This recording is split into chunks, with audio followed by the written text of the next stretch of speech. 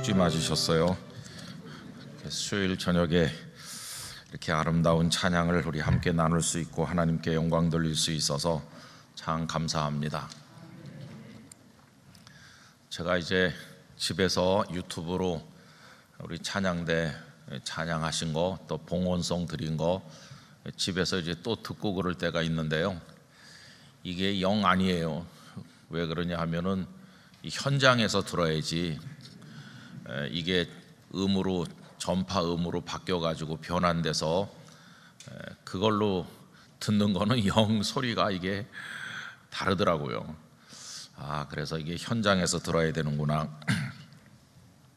그런 생각이 들거든요. 이제 코로나 때문에 집에서 드리는데 이게 영상으로 보는 게 너무 익숙해져가지고 그래서 큰일이죠. 어떤 분이 이렇게 설명했다고 그럽니다. 어떤 변화가 올 때 처음에는 다 충격도 받고 이러면 안 되는데 그러다가 한 6개월 그렇게 가면은 그게 다 익숙해져 가지고 다시 바꾸기 어렵다. 여러분 우리 비대면으로 영상 예배 드리는 게 이게 딱 거기 맞는 것 같아요. 처음에 코로나 때문에 예배당 문이 닫혔을 때는 성도들이 예배당에 못 들어오셔서 저 대문 밖에 와가지고 막 울면서 그렇게 안타까워 하셨거든요. 근데 이제 이렇게 오래 가니까 이제 울지도 않고 뭐 그 앞에 와서 뭐 서 있는 사람도 없고, 그래서 저는 코로나 이게 해제되면은 막 예배당이 차고 넘칠 줄 알았어요. 근데 이제 다 교회들마다 집에서 드리는 분이 너무 많아져 가지고 이래서 한국 교회가 힘이 빠지는구나 그런 생각이 들거든요. 근데 여러분 현장에서 찬양을 들어도 그래야 이게 힘이 나는 것이고요. 설교도 영상으로 하면은 내용은 전달되죠. 내용. 저 목사가 이렇게 말하는구나 하는 내용은 전달되는데 하나님의 은혜는 어떤 영적 그 모임에서 우리가 느끼는 역사가 있는 거거든요. 그러니까 스마트폰 또 뭐 패드, TV 이런 게 아무리 성능 좋은 것이라고 할지라도 현장하고는 전혀 다른 것이에요. 물론 성령님께서 홀로 계신 병상이나 홀로 계신 골방에도 역사하시지만, 그래서 우리 영락교회 성도들은 할 수 있는 대로 예배당에 와서 함께 예배하는데 힘을 쏟으시기를 바랍니다. 이게 모든 게 다 정상적이에요. 그게 정상적이에요.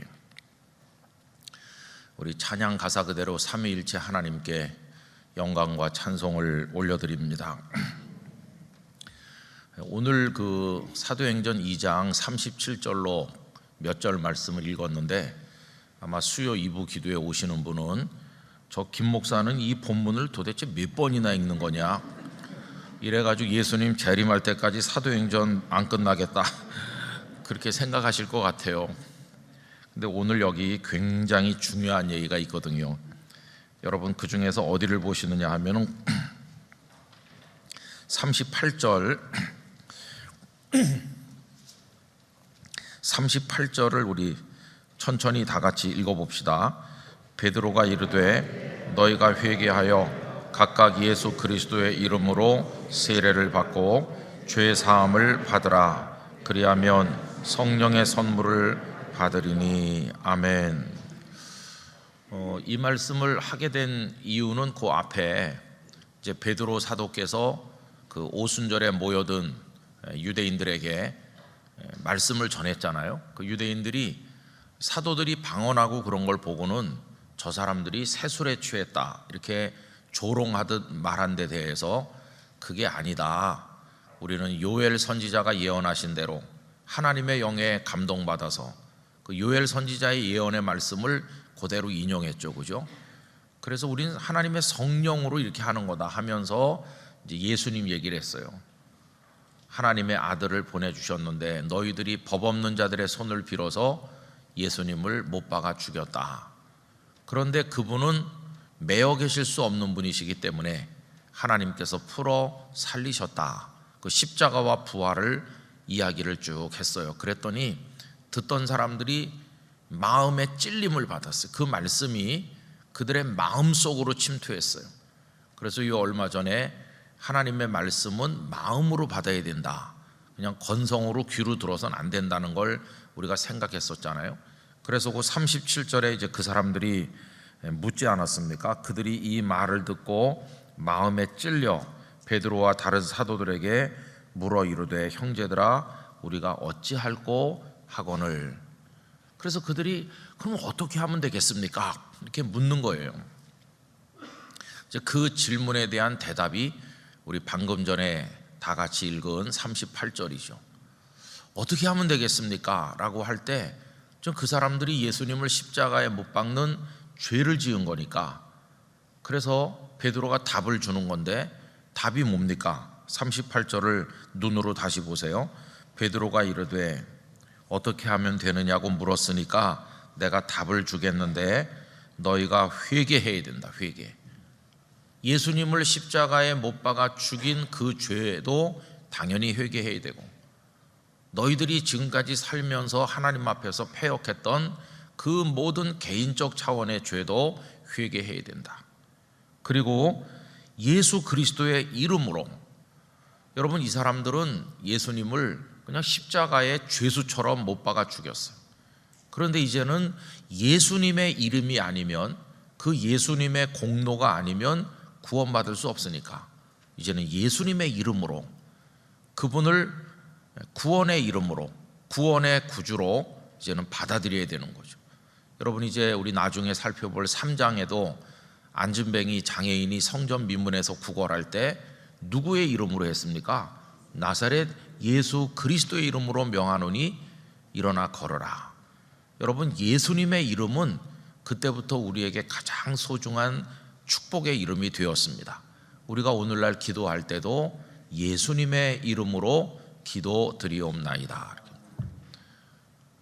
근데 원숭이도 나무에서 떨어진다고 오래전에 어떤 장로님이 공중기도를 하는데 그게 생각이 안 나는 거예요. 기도를 끝내야 되는데 예수님의 이름으로가 생각이 안 나가지고 기도를 못 끝내고 비행기가 착륙하려다가 다시 올라갔다가 내려오다가 또 다시 올라가고 그러는 것 같이 끝날 때가 됐는데 못 끝나고 빙빙 도는 게 영 불안하더라고요.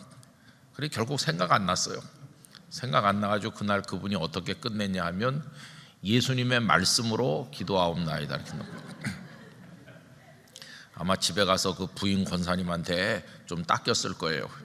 근데 사람이 이게 깜빡 그럴 때도 있죠 뭐. 근데 하여튼 우리는 잊어서는 안 되는 게 예수님의 이름이에요. 마지막에 우리가 주님의 부르심을 받는 그때도 주님의 이름으로 승리할 줄 믿습니다. 예수님의 이름으로.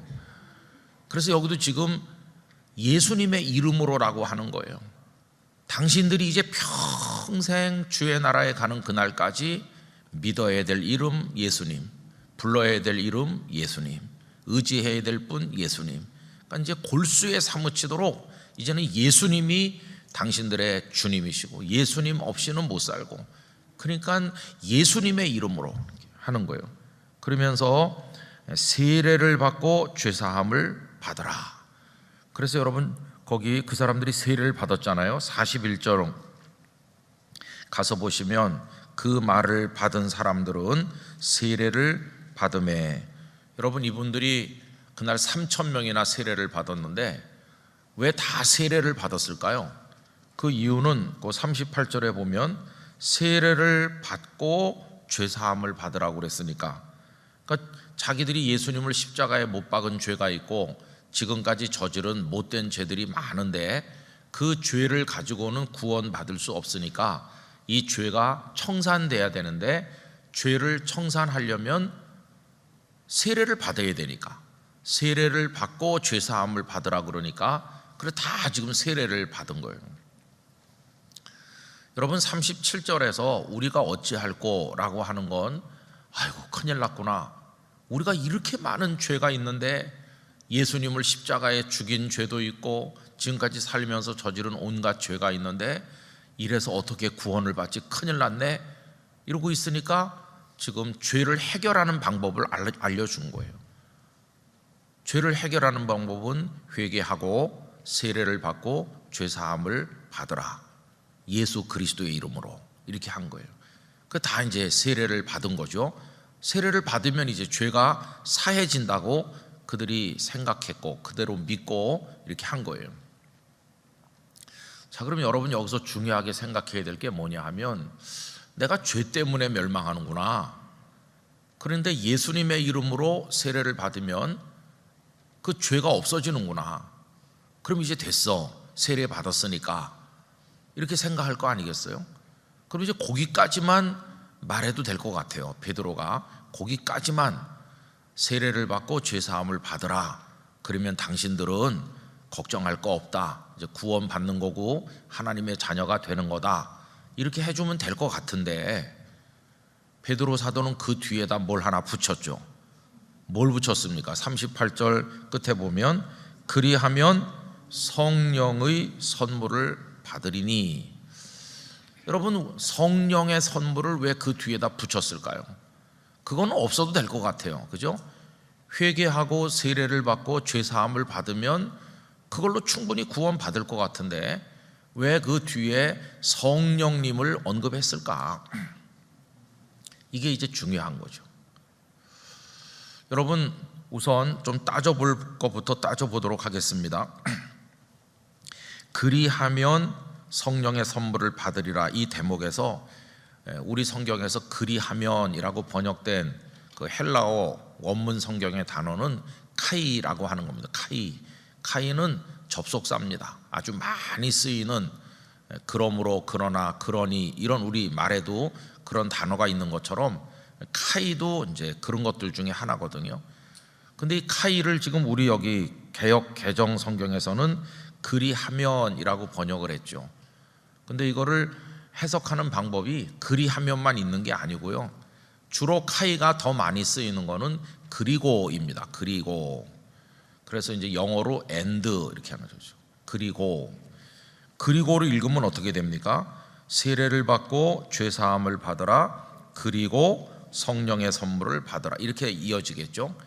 그리고라고 번역을 하면은 그 앞에 있는 내용과 뒤에 있는 내용이 연관이 있을까요? 없을까요? 별 연관이 없고 앞에는 예수님의 이름으로 회개하고 세례받고 죄사함 받고 그리고 또 성령의 선물도 받고 이렇게 이제 연결되겠죠. 등식처럼. 그런데 그리하면이라고 지금 번역을 했잖아요. 그리하면으로 되면은 조건절이 되는 거예요. 조건절.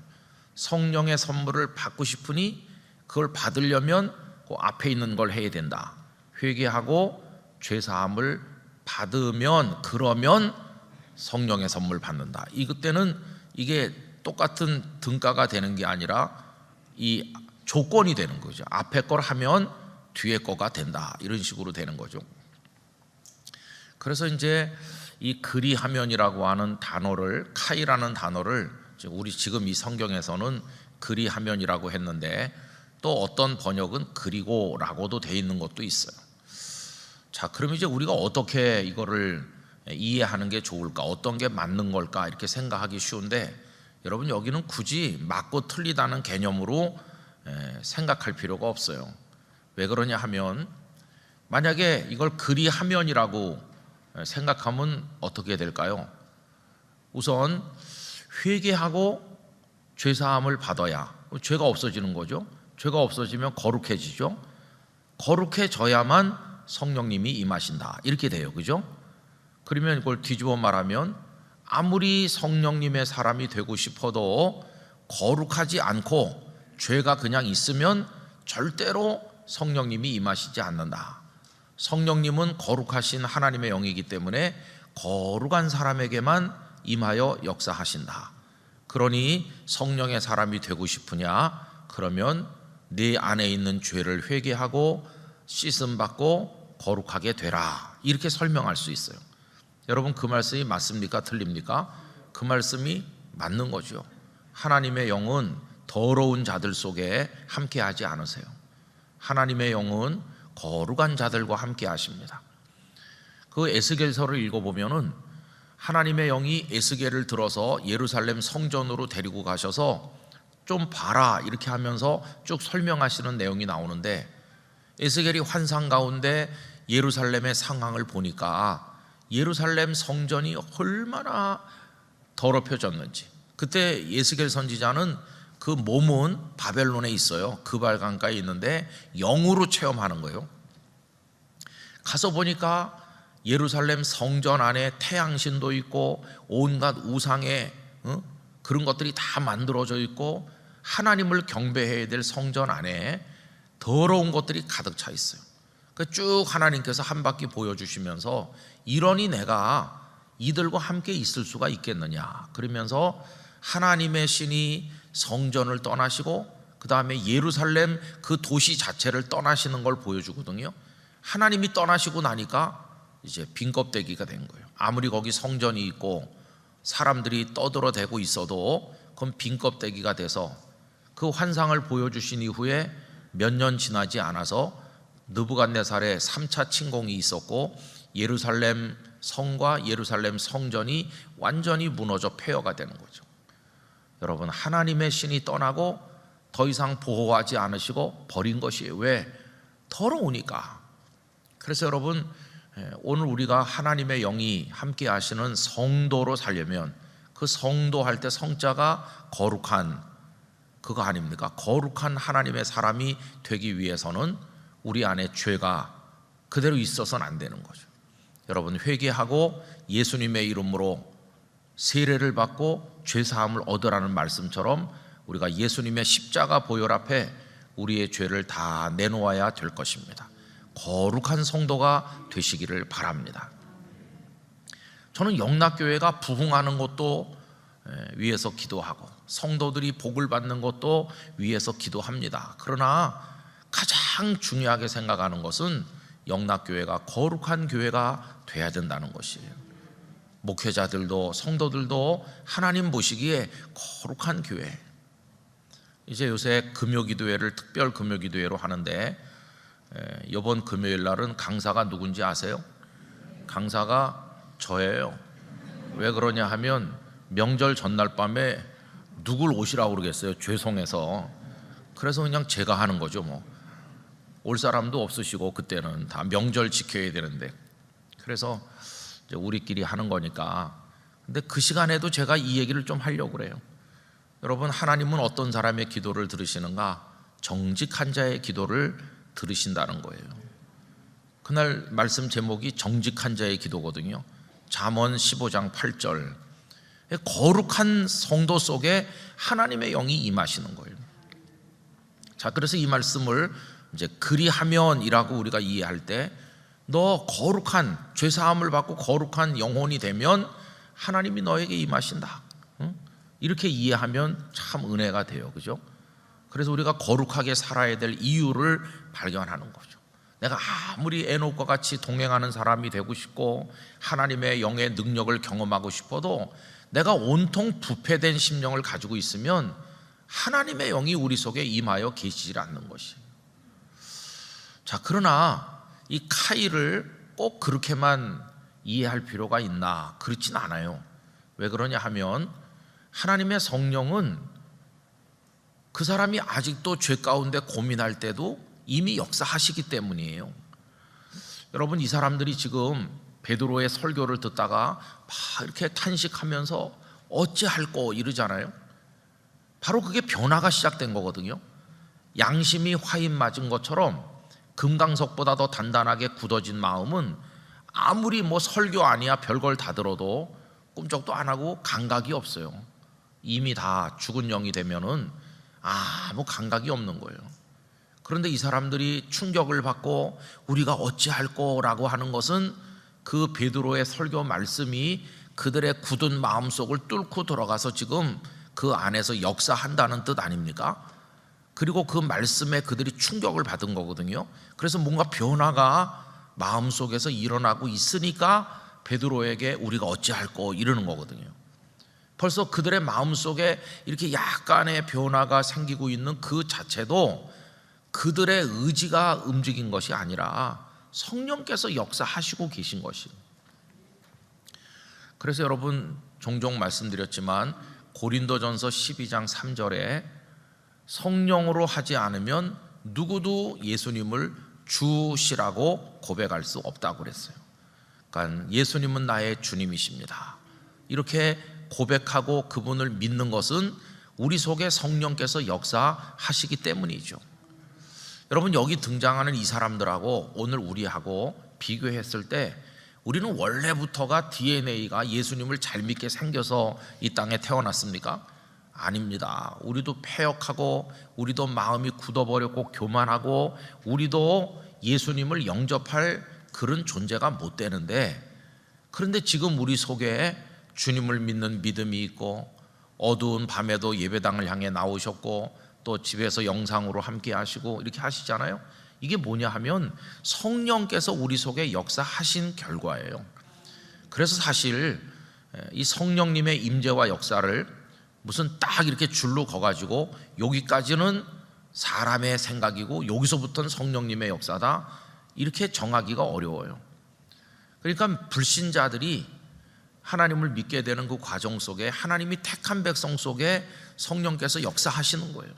그러면 그 사람들이 충격을 받고 갑자기 자기가 죄인이라는 걸 알게 되고 이 죄를 어떻게 해결할지 고민하게 되면서 천부여 의지 없어서 손들고 옵니다 하면서 주님 앞에 나오게 되는데, 그런 변화 역시 성령님의 역사인 것이죠.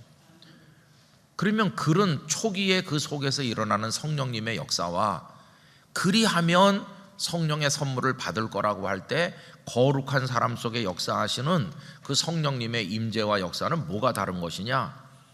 여러분, 초기에 그 예수님을 믿게 만드는 성령님의 역사, 그거는 구원을 얻도록 인도하는 성령님의 역사라면, 거룩하게 죄사함을 받은 이후에 성령의 임재와 역사는 그리스도인으로서 충만한 승리의 삶을 살게 해주시는 그런 역사를 의미하는 것이에요. 간신히 예수님을 믿고 간신히 그리스도인으로 간들간들 그렇게 존재하는 게 아니라 하나님의 영의 강력한 임재 가운데 세상의 삶이 우리를 공격하고 마귀가 우리를 공격하고 그래도 강한 성도가 되어서 어디 가서나 그리스도인답고 복음을 전도하면서 주님을 사랑하면서 환경과 상황이 어렵지만 기쁨이 충만하여 살아가게 만들어주시는 거, 이게 바로 그리하면 성령의 선물을 받으리니 바로 그걸 말하는 것입니다. 충만한 성령님의 역사. 그래서 여러분, 우리 영락의 성도들이 다 성령님으로 충만하시기를 원합니다. 그래서 세상을 이기고 그리스도인으로 승리하게 되는 거죠. 그게 이제 카이, 그걸 어떻게 이해하느냐에 따른 설명을 좀 복잡하지만 말씀드린 거고요. 그다음 두 번째로 그리하면 성령의 선물을 받으리니 그 대목에서 또 하나 우리가 이해해야 될 거는 성령의 선물이라는 거예요. 성령의 선물. 성령의 선물이라고 하면은 풀어서 말하면 성령님께서 주시는 선물, 그런 뜻이 되죠. 그죠? 그런데 지금 우리 개역 개정판 성경이 지금 이렇잖아요. 그러면 전에 사용하던 개역 성경, 개역 성경에는 뭐라고 되어 있는지 혹시 아세요? 이렇게 안 돼 있어요. 개역 성경에는 번역이 달라요. 그건 어떻게 번역했냐 하면 그리하면 성령을 선물로 받으리니라고 되어 있어요. 성령의 선물이 아니라 성령을 선물로 받으리니, 이게 번역이 달라요.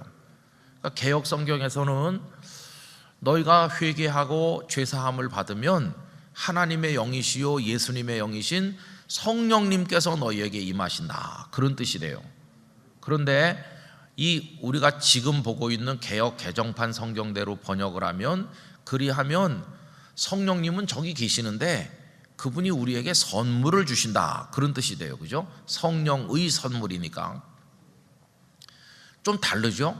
그럼 여러분, 선물이 뭡니까? 여기서 말하는 선물은 은사를 말하는 거예요. 은사.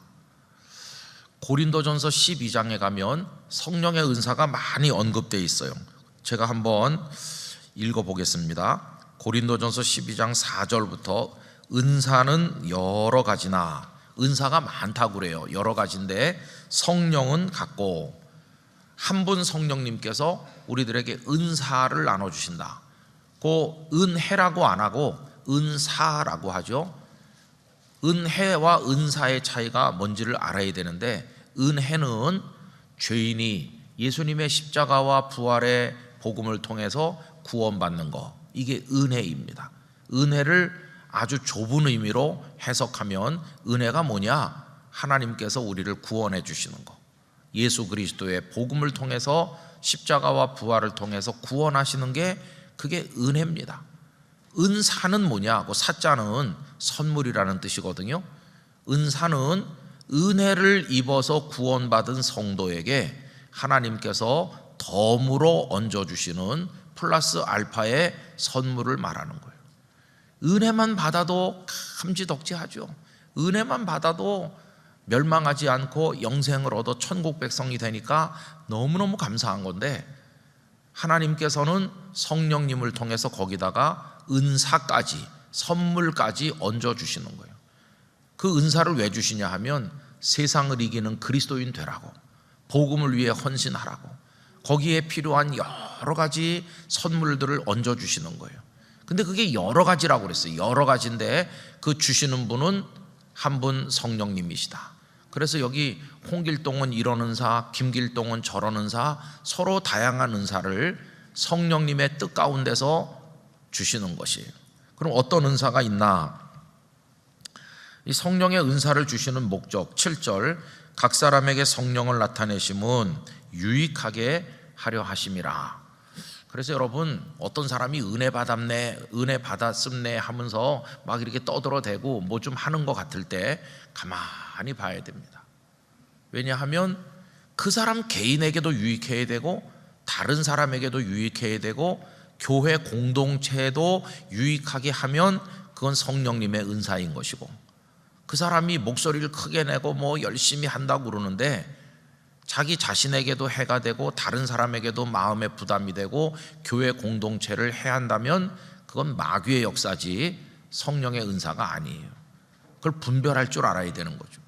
그래서 이제 거기 고린도 전서 12장에 나와 있는 은사 8절부터 제가 몇 가지 읽어보면, 어떤 사람에게는 성령으로 말미암아 지혜의 말씀을, 어떤 사람에게는 같은 성령을 따라 지식의 말씀을, 다른 사람에게는 같은 성령으로 믿음을, 어떤 사람에게는 한 성령으로 병 고치는 은사를, 이 병 고치는 은사를 신유의 은사 이렇게도 보통 말하죠. 어떤 사람에게는 능력 행함을, 어떤 사람에게는 예언함을, 어떤 사람에게는 영들 분별함을. 여러분, 영을 분별하는 은사가 오늘 이 혼란한 시대에는 모든 성도에게 있어야 됩니다. 아까도 말씀드린 것처럼 이게 하나님의 성령의 역사인지 마귀의 역사인지를 분별하는 눈이 없으면 이단에 넘어가고 다 쏟고 그러는 것이에요. 저 사람이 기도를 뜨겁게 하고 뭔가 있는 것 같던데요. 분별력 없으면 홀딱 넘어가는 거예요. 설교를 들을 때도 듣는 귀가 진리 가운데서 열리지 않으면 다 맞는 말 같고 다 속아 넘어가는 거예요. 그러나 여러분, 영을 분별하는 성령님의 은사가 있는 사람은 저거는 잘못된 거다, 이건 진리다, 이걸 분별할 수 있는 거죠. 여러분 꼭 그런 은사를 받으셔야 돼요. 또 다른 사람에게는 각종 방언 말함을, 또 성령님의 은사 중에서 방언의 은사가 있어가지고, 근데 방언이 여러 가지 방언이 있기 때문에 각종 방언이라고 그래서 각종, 그러니까 이런 방언 저런 방언이 있는데 똑같은 방언인 것 같은데 다 달라요. 그죠? 들어보면은 그 다 다르잖아요. 각종 방언이라고. 또 어떤 사람에게는 그 방언들을 통역함, 그걸 통역하는 거예요.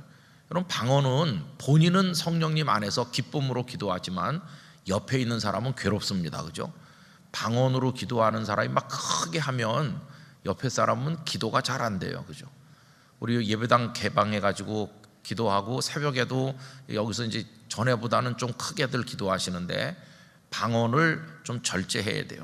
왜냐하면 이거 홀로 하나님과 교통할 때 하면 좋고, 많은 사람이 있을 때 그걸 너무 크게 하면은 다른 사람이 좀 이게 기도가 어렵거든요. 그래서 이제 쭉 읽어 내려가 보면 사도 바울은 방언하는 이들에게 절제도 해야 된다, 그렇게 가르치시는 게 나와요.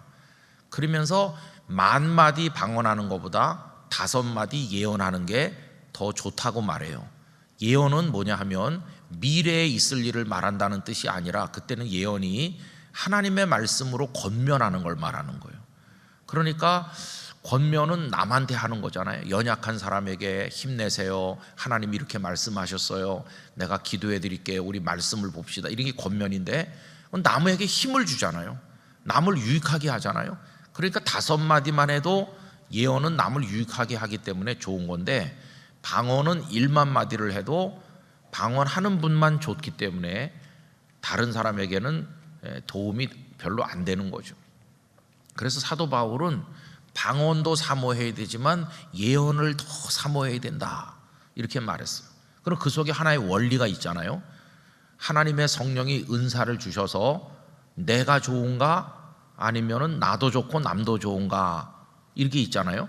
그럼 어떤 은사가 더 고급 은사일까요? 나만 좋은 은사보다 남을 좋게 하는 은사가 더 고급 은사죠. 남을 좋게 한다, 그게 뭐겠어요? 그게 사랑이죠. 그죠? 사랑. 다른 사람을 위하는 거죠. 그래서 모든 은사들 중에서 가장 좋은 것을 너희에게 보여주겠다 하면서 13장으로 넘어가면 사랑 얘기를 꺼내고 있잖아요. 고린도전서 13장을 사랑장이라고 하잖아요. 그래서 보통 모든 은사 중에 최고의 은사가 사랑이다, 그렇게 얘기하죠. 그래서 하여튼 사랑의 은사까지, 여기 고린도전서 12장에만 은사 얘기가 나오는 게 아니라 곳곳에 은사가 많이 퍼져 있어요. 사람마다 조금 설명이 다르지만 신약 성경에 적어도 50가지 이상의 은사가 언급되어 있다, 이렇게 말씀하는 분도 있어요. 하여튼 다양한 은사들이 이제 있는 건데, 다시 오늘 본문으로 돌아오면은 예수님의 이름으로 회개하고 이제 죄사함 받고 세례를 받아서 죄사함을 받으면, 그러면 성령을 받는다. 이건 이제 지난번 개역 성경이고, 성령의 은사를 받는다. 이건 이제 현재 우리가 읽는 개역 개정 성경이죠. 이렇게 설명의 번역에 차이가 있다 하는 걸 여러분이 아시면 돼요. 그럼 이것도 어떻게 우리가 이해해야 되냐? 그러면 지난번 번역은 틀렸고 새로 된 개역 개정 번역이 맞는 거냐? 어떤 게 맞는 거지? 이렇게 접근할 필요가 없어요. 여러분, 두 가지가 결국은 따져보면 영적으로 하나의 이야기라는 걸 알 수 있어요. 성령의 은사를 받는다고 하면, 여러분, 하나님께서, 성령께서 어떤 사람에게 사랑의 은사를 주시고 신유의 은사를 주시고 말씀을 잘 전하는 은사를 주실 때, 그럼 성령님은 옛다 그러면서 그 선물만 던져주고 같이 하시지 않을까요? 그게 아니죠. 성령의 은사가 어떤 사람에게 임한다는 것은 성령께서 그 사람과 함께 하시는 거예요. 그죠? 성령이 함께 하시니까 은사가 나타나는 거죠. 그래서 이렇게 말하면 맞을 것 같아요. 성령님은 거룩하고 깨끗한 사람에게 임하여 오시는데 그의 영혼 속에 충만하게 임하시고, 은사는 그 속에서부터 그를 격려하고 잘할 수 있도록 도와줘서 그것이 바깥으로 열매가 돼서 나타나는 게 그게 은사인 것이죠. 어떤 사람이 참 다른 사람을 사랑해주는 은사를 입었다, 사랑의 은사를 받았다, 그러면 사랑하게 만드시는 성령님은 그 사람의 심령 속에 있는 거예요. 그 사람의 심령 속에 충만하게 역사하시는 성령님이 눈으로 보일까요? 보이지 않아요. 어떤 집사님 속에, 권사님 속에 성령님이 지금 역사하신다, 눈으로 보이진 않으나 그가 받은 은사는 바깥으로 나타나는 거예요. 어려운 사람을 위해 기도하고 도와주고 안타까운 마음으로 권면하고 어떻게 해서든지 봉사하고 낮은 자리에서 그를 사랑해주고, 이거는 바깥으로 나타나요. 그죠? 열매로 나타나요. 그래서 성령님이 우리 안에 충만하게 임하시면 내 속에서 내 영이 살아서 기쁨으로 충만하고 강한 영을 가지게 되는 것이에요. 성령님과 함께 있으니까 두려움이 없어지고 기쁘고 감사해요. 그러면서 성령님께서 우리에게 주시는 은사들로 살다 보면은 내 삶의 열매들이 많이 맺혀지는 거예요. 교회 와서 봉사도 열심히 하고, 봉사하는데 억지로 하는 게 아니라 기쁨이 충만해서 하고, 말씀을 전할 때도 전하는 자도 은혜가 되고 듣는 자도 은혜가 되고, 그리고 여러 가지가 하나님의 영이 이끌어서 하기 때문에 그 은사로 하는 것은 열매가 많은 것이에요. 그래서 여러분, 이걸 성령을 받으리니로 번역을 하든지 성령의 선물을 받으리니로 번역을 하든지, 결국은 오늘 우리 입장에서 보면 같은 이야기로 귀결될 수 있다, 이렇게 이해를 하면 좋겠다는 것이에요. 자, 그럼 이제 결론은 뭐냐 하면요, 이 단어를 뭐 어떻게 번역하냐, 이제 그런 걸 다 초월해 가지고 오늘의 결론은 뭐냐 하면, 우리가 이 땅에서 능력 있는 성도로 하나님의 사람으로 살려면 예외 없이 모든 사람이 그 직분이 무엇인지 믿은 지가 언제부터인지 상관없이 다 성령님의 사람이 돼야 된다는 겁니다. 다 성령님의 사람이 돼야 돼요. 지금 베드로가 아까 말씀드린 것처럼 만약에 성령님의 사람이 되지 않아도 충분할 것 같으면 회개하고 예수님의 이름으로 세례받고 죄사함을 받으시오, 그리고 거기서 마침표 딱 찍을 텐데 왜 그 뒤에다가 성령을 언급했을까요? 그거는 성령님의 임재와 역사는 선택이 아니라 그리스도인으로 승리하기 위한 필수이기 때문에 거기다가 언급한 것이에요. 당신들이 어찌할꼬 그러는데 그 고통의 죄악된 삶에서 벗어나서 구원받은 하나님의 사람이 되고 싶으면 당신들이 회개해야 되고 예수님의 이름 붙들어 가지고 예수님의 이름으로 세례받고 죄사함 받고 그걸로 100% 충분하냐? 아니라는 거예요. 성령님을 선물로 받아야 된다는 거예요. 성령의 은사가 있어야 돼요. 그랬더니 그날 3,000명이 세례받았다고 그랬잖아요. 근데 여러분 여기서 주목할 게 있어요. 그게 뭐냐 하면 3,000명이 세례받았는데 그 3,000명이 성령을 받았다는 얘기는 없잖아요. 여러분 이건 이제 조금 생각을 해봐야 되는 성경 외적 얘기인데, 우리가 좀 혼란을 겪는 게 이겁니다. 당시 예루살렘의 인구가 한 7, 8만 명 된다는 얘기를 종종 말씀드렸어요. 그러면 이 금방 복음화 될 것 같잖아요.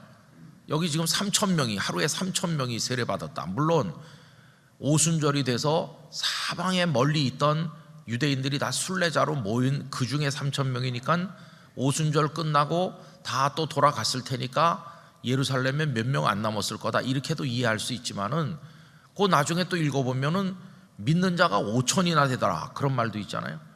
아니 뭐 이렇게 어마어마한 숫자가 예수님을 믿고 허다한 제사장의 무리도 돌아와서 예수님을 믿고 그러면은 불과 한두 달 만에 예루살렘 7, 8만 명 정도는 100% 다 복음화 될 것 같은 그런 느낌이 딱 들잖아요.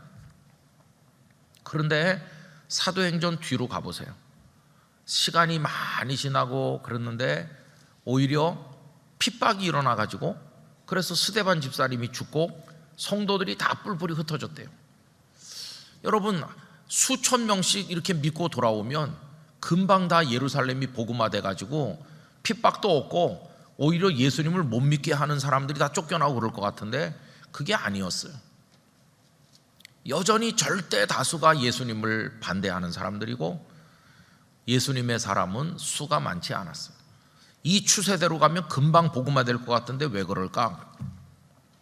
여러분 처음에는 이렇게 세례를 받은 사람이 3,000명도 되고 그랬는데 결국 그리스도인의 삶을 완성하려면 성령님의 충만함이 있어야 되는 거예요. 그런데 거기에 이르지 못하면 설령 일시적인 어떤 가슴의 감동을 받아서 나 세례 받고 싶다, 그 세례를 받았다 손치더라도 이게 성령님께서 역사하시지 않으면 그 믿음이 열매가 되기 어려운 것이에요. 세례 요한이 많은 사람에게 세례를 베풀었죠. 그리고 예수님을 가리켜서 세상 죄를 지고 가시는 하나님의 어린 양이시다, 다 예수님에게로 보내고 그랬죠. 그리고 예수님은 엄청난 이적을 행했고 막 수만 명이 몰려들고, 그럼 예수님이 스타가 돼야지 못 박혀 죽는 일이 일어날 수 없는 상황 아닙니까? 그런데 요한에게 세례도 받았을 거고 예수님에게 떡도 받아 먹었을, 말씀도 많이 들었을 누구보다 충직한 예수님의 사람인 것처럼 따라다니는 그 사람들이 예수를 십자가에 못 박으라 이렇게 한 거니까, 여러분 그 현상, 몰려다니고 주여 주여 하는 현상만 보고 그 사람이 정말 예수님의 사람인지를 가늠하기는 어려운 것이에요. 온전한 그리스도인이 되려면 당연히 회개하고 예수님의 이름으로 세례받고 죄사함 받아야 되고 그건 필수고, 그리고 그게 진정한 믿음으로 열매가 되려면 성령님의 충만한 역사가 있어야 되는 거예요. 성령님 없는 그리스도인은 없는 것이. 그래서 여러분, 우리는 이 성령님의 임재를 베드로가 끝에 언급한 이유를 알아야 돼요. 자, 그럼 여기서 생각해 볼 게 있어요. 그럼 베드로 사도는 이 성령님을 선물로 받을 거라는 이 얘기를 왜 이렇게 끝에다 이야기하고 있을까?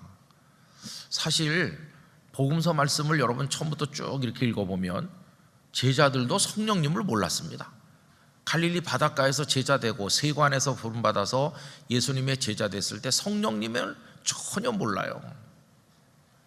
그러다가 언제부터 성령님의 이야기를 듣게 됐냐 하면은 요한복음으로 기준을 삼아서 말씀드리면 예수님 십자가 달리시기 직전에 그 다락방에서 최후의 만찬, 보통 그렇게 말하는 성만찬 그 자리에 앉았을 때 제자들의 얼굴에 근심이 가득하거든요. 왜냐하면 예수님께서 그동안 늘 그들과 함께 계셨었는데 갑자기 내가 너희를 두고 떠난다 자꾸 그런 말씀하니까 두려운 생각이 들고 근심이 많았어요. 그래서 예수님께서 위로하셨잖아요.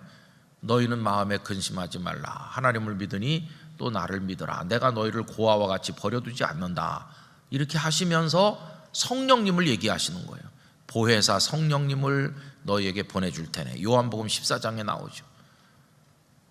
그래서 내가 너희에게 가르친 모든 게 다 생각나게 해주실 것이고 그 성령님 안에서 너희에게 평강이 올 텐데 그 평강은 세상이 주는 것과 다른 그런 평강이 너희들에게 올 것이고 성령님이 너희에게 임하여 오실 것이다. 그리고 요한복음 20장 부활하신 다음에 예수님께서 숨을 훅 내쉬면서 성령을 받으라 이렇게 하시고 누가복음 24장 맨 끝에 가보면 하나님이 주시는 능력, 위로부터 주시는 능력으로 그 능력을 힘입을 때까지 이 성을 떠나지 말아라. 예루살렘을 떠나지 말아라. 그래서 사도행전 1장에 오면 예수님 승천하신 다음에 하나님의 약속하신 성령을 기다리면서 다락방에서 오로지 기도에 힘쓰다가 오순절에 성령께서 임하신 거 아닙니까? 그러니까 그 제자들이 성령님의 존재와 성령님의 임재 역사를 경험한 거는 처음에 예수님을 따라다닌 초기부터 성령님으로 이렇게 인도를 받고 성령님의 충만을 받고 그런 게 아니에요. 처음에는 눈앞에 계신 예수님이 옆에 계시는데 뭐 예수님만 따라다녔어요. 그러다가 예수님께서 떠나실 때가 다가왔을 때 예수님은 성령님을 얘기했어요. 내가 떠나지만 성령님이 오신다.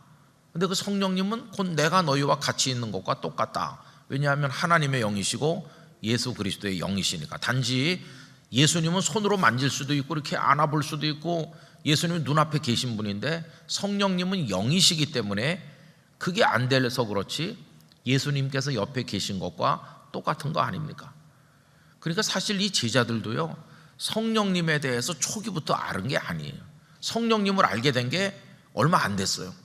베드로가 이 설교를 말씀하기 불과 얼마 전부터 성령님에 대해서 알기 시작한 거예요. 물론 예수님은 처음부터 성령님과 함께 하는 거죠. 성부, 성자, 성령 삼위일체 하나님이시니까 예수님은 처음부터 성령님과 함께.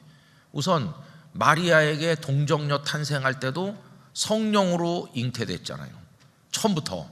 그 다음에 예수님께서 이제 메시아 공생의 사역을 시작할 때 성령에게 이끌리어 마귀에게 시험을 받으러 광야로 가셨다 이렇게 나오는데 이거는 앞으로 예수님이 하시게 될 사역과 성도들의 삶의 축소판이라고 할 수 있어요. 미리 보여주는 영화의 짤막한 예고편과 같은 게 광야에서 시험당하는 거예요. 우선 첫째 뭘 보여줍니까? 성령이 역사하실 거다. 이건 예수님의 생애 전체에 우리의 삶을 보여주는 거라고 그랬죠. 예수님에게 늘 성령님이 함께했다. 첫째. 그다음에 두 번째로 뭘 보여주냐면은 마귀는 계속해서 공격해 올 거다. 그걸 보여주는 거예요. 두 번째. 그러나 말씀을 의지하면 반드시 승리한다. 그걸 또 보여주는 거예요. 예수님이 말씀으로 그 마귀의 시험을 다 물리치셨잖아요. 그게 예수님의 앞으로 사역이 그렇게 될 걸 말해주는 거예요. 예수님의 사역 전체에 성령님이 같이 하셨고 예수님의 사역 전체에 마귀가 시험했고 그러나 예수님은 최후의 승리자가 되셨잖아요. 근데 그게 우리에게도 똑같이 적용돼요. 여러분 오늘 우리가 하나님의 성령 안에서 예수님을 믿고 있어요. 지금 우리 속에 하나님의 영이 계시고, 그럼 마귀가 우리를 가만히 내버려 둡니까? 지금도 마귀는 성도들을 얼마나 공격하는지 몰라요. 그러나 여러분, 우리가 하나님의 성령의 감동으로 기록된 말씀을 붙들면 마귀를 이기고 승리하게 될 것이에요. 그러니까 광야에서 3번 시험 당하신 그 짤막한 스토리는 마치 예고편 같이 앞으로 예수님의 사역이 어떻게 전개될 건지, 그리고 예수님을 믿는 성도들의 삶에 어떤 일이 있을 건지를 알려주시는 예고편과 같은 거예요.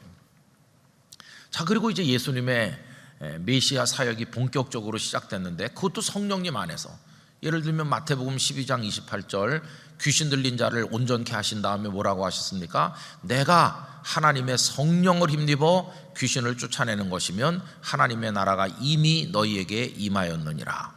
내가 성령을 힘입어 귀신을 쫓아낸다. 그래서 예수님은 계속 성령님과 함께 했어요. 그리고 십자가에 달려 죽으신 다음에 부활하셨는데, 로마서에 뭐라고 말합니까? 예수님을 죽은 자 가운데서 살려내신 하나님의 영, 이렇게 하거든요. 예수님이 부활하실 때 하나님의 영이신 성령의 역사가 있어요. 그래서 성령님은 부활의 영이십니다. 그 영이 너희 안에 있으면 너희 죽을 몸도 부활하게 하실 것이라고, 우리도 성령님 안에서 부활할 것이에요. 그래서 예수님의 사역 전체가 시작부터 끝까지 성령님 안에서 된 것이고, 예수님 승천하시니까 성령께서 제자들에게 임하여 오신 것이고, 지금도 2000년 교회 역사 속에 성령님은 신실한 성도 속에 임하여 격려하시고 용기를 주시고 능력을 주시고 은사들을 주셔서 봉사하고 섬기게 하시고 전도하게 하시고 좌절하지 않고 기도하게 하시고 힘을 주시는 거죠. 우리가 기도할 힘이 다 빠져가지고 기도 못할 때도 성령님은 말할 수 없는 탄식으로 우리를 위해서 기도하신다. 우리가 기도하고 싶은 마음이 들고 예배당에 와서 예배하고 말씀을 묵상하게 되는 그 모든 것 속에 하나님의 성령님이 역사하고 계시다는 것이 오늘 이 자리에도 함께 하시는 줄로 믿습니다.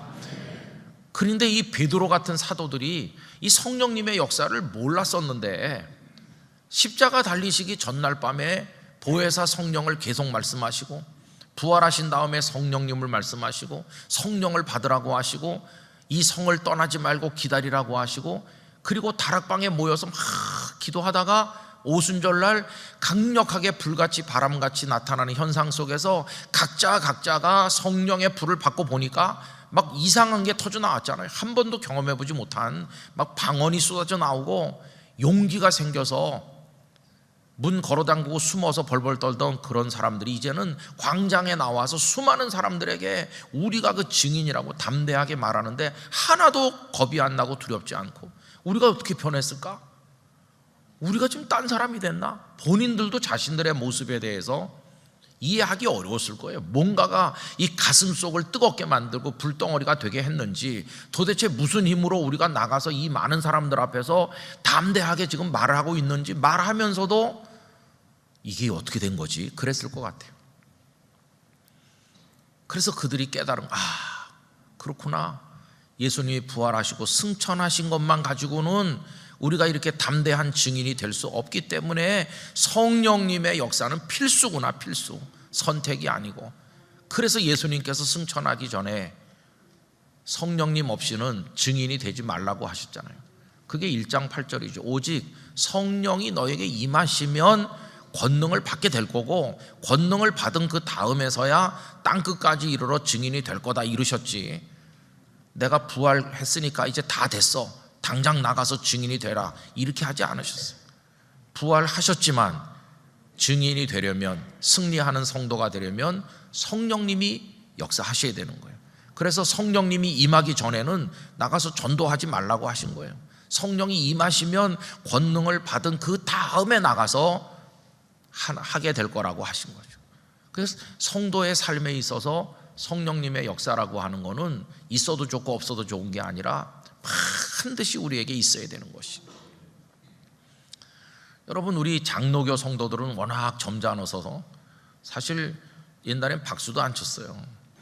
옛날에 저희가 신대원에 이제 입학할 때 필답 시험 치고 면접하는데 그 방마다 교수님들이 쭉 앉아 계시는데 이제 그 안에서 면접하는 교수님이 누군가에 다 촉각을 곤두세우고 있잖아요.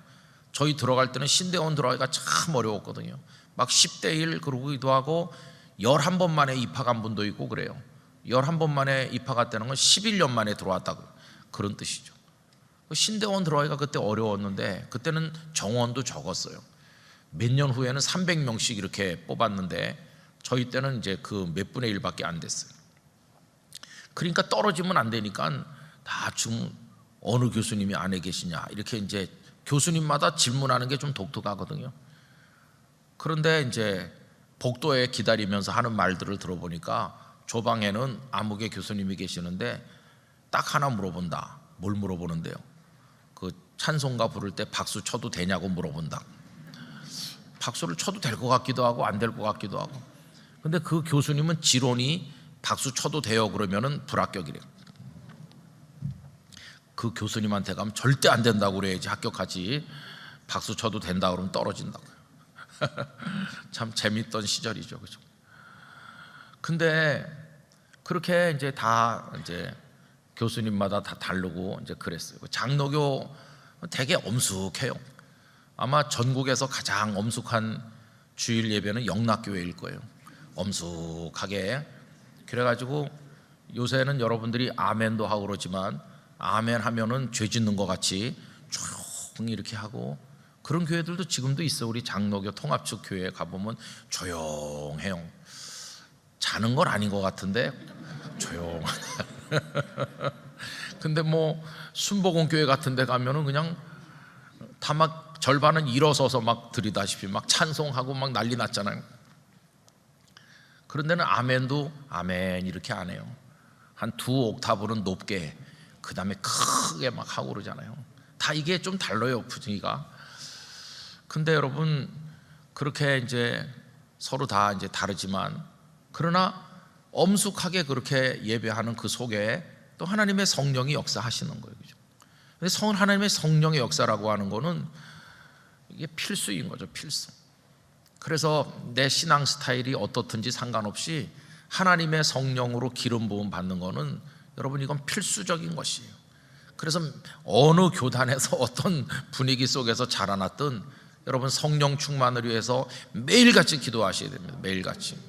그 예수원에서 계시던 그 대천덕 그 목사님, 그 할아버지가 유명한 토레이 목사님이신데 그분은 이렇게 얘기했어요. 나는 매일 아침 눈을 뜨면 첫 번째 기도가 성령님으로 충만케 해주십시오, 이거다.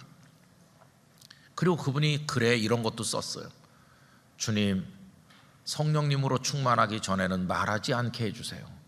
왜냐하면 성령님 없이 하는 말은 실수가 너무 많습니다. 그런 말도 그분이 쓰기도 하고 또 이런 얘기도 했어요. 주님, 성령님으로 충만하지 않을 때는 제 인생의 중요한 그 어떤 결정도 하지 않게 해주세요. 성령님으로 충만하지 않을 때 내리는 결정은 하나님의 뜻이 아니게 되니까. 그래서 매일 아침 일어나고 성령님으로 충만하길 기도하고 그리고 성령님 안에서 말하고 성령님 안에서 결정하고 성령님의 인도를 받아 살기를 갈망하셨어요.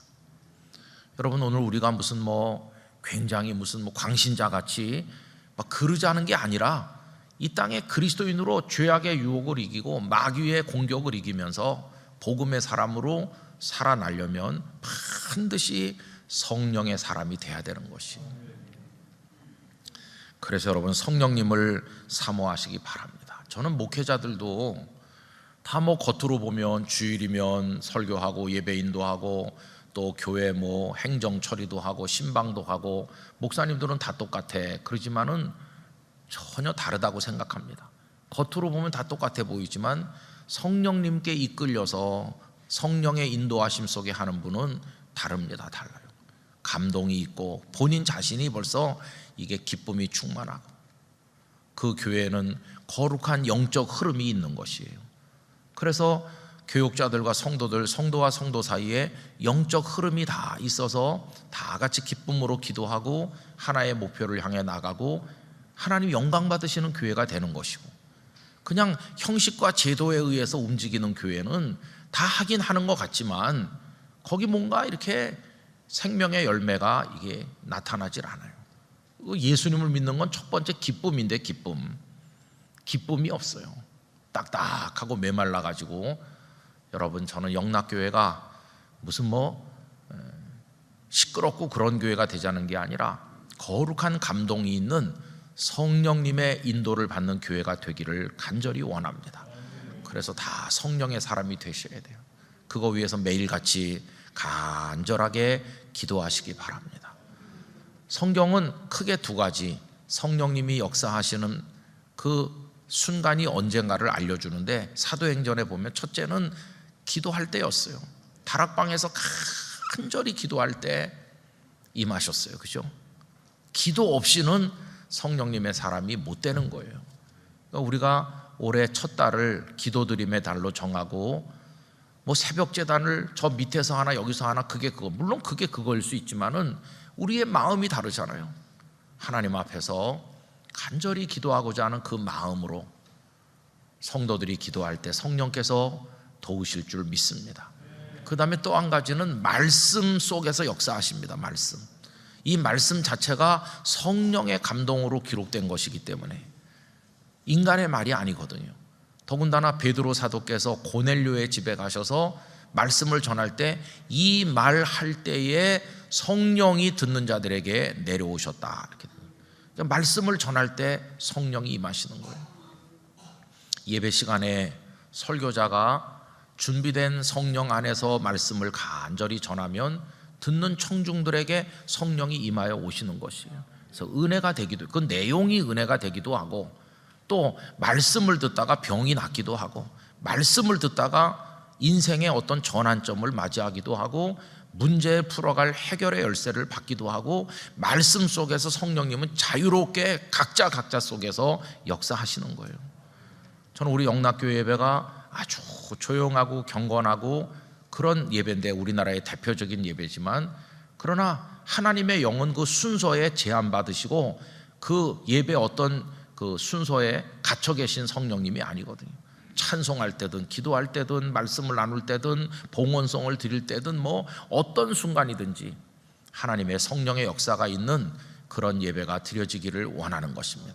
그래서 예배 마치고 나갈 때는 오늘 찬양대가 찬양 잘하던데 그 김권사님 파마했나 보던데, 이런 것만 보고 나가는 게 아니라 예배 마치고 나갈 때는 하나님의 성령이 1시간 동안 나의 마음을 어루만져 주셨다. 그런 예배를 드리는 분은 예배 시간이 한 15분 더 늦어져도 시계를 안 봐요. 그런데 그게 안 되면은 지금 1시간 하고도 5분 지났는데 왜 안 끝나는 거야? 오늘은 광고가 왜 이렇게 많냐? 별세자까지 많네. 그러면서 별세를 너무 많이 해가지고 별세자 광고가 언제 끝나지? 다른 교회 안 하는 성경 암송까지 하고 짜증난다. 그럼 이게 이 성령님의 역사 가운데 드린 예배가 아니에요. 어떤 성도가 별세자 광고에 은혜 받는다고 하더라고요. 왜 그러냐 하면은 그 이해됐어요. 하나님의 영으로 별세자 광고를 들으면 그 속에서 자기 이야기를 보는 거예요. 언젠가는 내 이름이 별세자 광고란에 올라올 거고, 그럼 내가 주님 나라에 승리하는 거 아니에요, 그죠? 그래서 별세자 광고까지도 은혜가 된다고 그래요. 그분은 정말 성령 안에서 예배하는 분이고. 여러분, 그래서 성령의 사람 되셔서 성령의 삶을 살게 되시기를 축원합니다. 이거 위해 우리 간절히 기도합시다. 올 한 해 동안 영락교회가 기도하는 중에 하나님의 영의 이끌림을 받게 되기를 기원합니다. 기도하겠습니다. 아버지 하나님, 저희들 속에 하나님의 성령으로 기름 부어 주시고 언제나 충만하게 임하사 역사하시고 갖가지 은사도 주시고 마귀 권세 이기고 세상을 이기고 승리하게 하여 주시옵소서. 영락교회가 성령님으로 충만하게 하여 주시옵소서. 예수님의 이름으로 기도드립니다. 아멘.